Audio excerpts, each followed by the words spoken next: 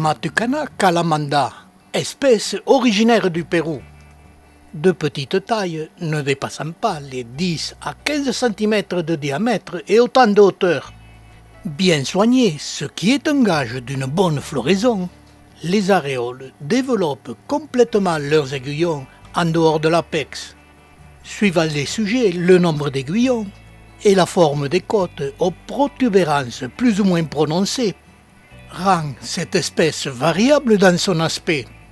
Ce qui ne change pas, c'est l'apparition des boutons plus ou moins nombreux au sommet de l'apex, et parfois, ce qui est rare, sur les flancs de la plante.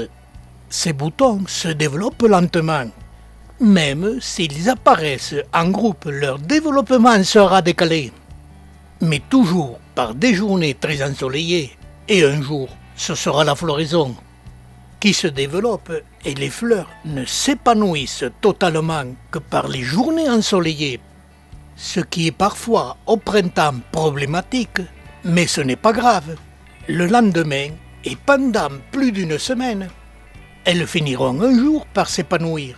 Ces fleurs qui s'ouvrent le matin et se referment le soir, ce n'est pas grave si elles ne s'épanouissent pas totalement, car elles durent plusieurs jours.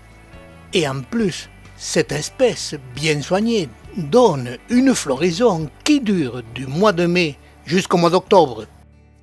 La particularité de cette floraison aux couleurs chatoyantes donne sur le même sujet des tubes floraux plus ou moins colorés, très clairs en floraison printanière et très colorés en floraison d'été, car elle fleurit par intervalles plus ou moins réguliers de 15 jours à 3 semaines suivant le temps, toute la belle saison en développant des fleurs plus ou moins nombreuses, mais toujours par des journées très ensoleillées. Ce qui n'est pas toujours le cas. Cette espèce pratiquant la fécondation croisée, aucune fleur ne peut être fécondée si l'on n'a pas deux sujets de la même espèce n'étant pas du même clone. Autre particularité, les Matucana s'hybrident très facilement entre eux. Cette fécondation croisée donne cette variation d'aspect entre les sujets.